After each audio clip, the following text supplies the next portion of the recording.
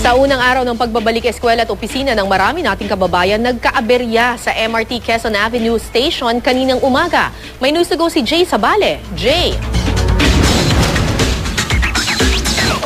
Kara, sa unang araw nga na matapos ang long weekend, balik eskwela na at balik trabaho ang ating mga kababayan. Ngunit, problema naman ang sumalubong sa kanila dito kaninang umaga sa Quezon Avenue Southbound Station ng MRT.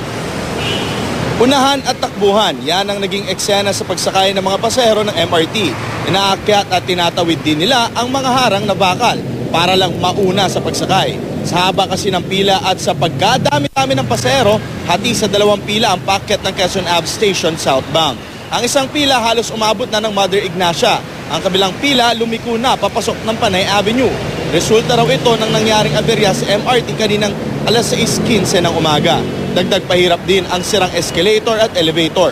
Para naman makabawas sa haba ng pila, binibigyang prioridad ang mga may edad, disabled at buntis.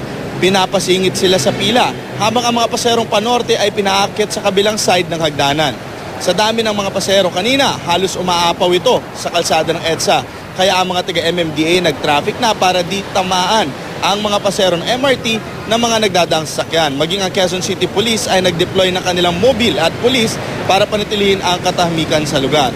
Ayon sa gwardiya ng MRT na aking nakausap, tumagal lamang ang delay sa biyahe ng tren ng 15 to 20 minutes. Gayunman, nagresulta pa rin ito sa paghaba ng pila.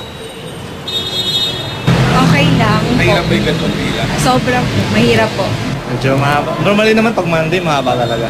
Lagi naman ganito yung mahaba. Okay lang. Sanay na. Hanggang sa mga oras na ito ay sinisikap pa rin natin makontak ang pamunuan ng MRT para makapagbigay linaw sila sa nangyaring aberya kaninang umaga. At sa mga oras naman na ito ay hindi na sobrang haba ang pila at umaabot na lamang hanggang dito sa may dulo ng hagdanan sa aking likuran. At yan muna ang latest mula rito sa Quezon Avenue Southbound Station ng MRT. Balik sa'yo, Kara. Yes, Jay, anong oras naging nag-normalize yung operation ulit ng MRT dyan sa Quezon Avenue?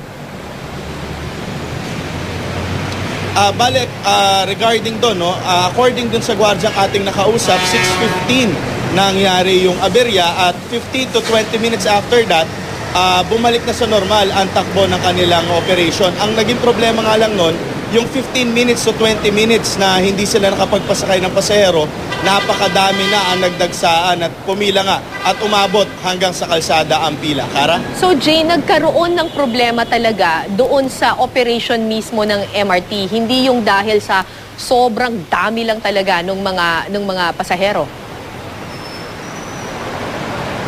Tama ka dyan, Kara, no? Katulad ng sinabi nga ng gwardiya kanina, meron silang technical problems.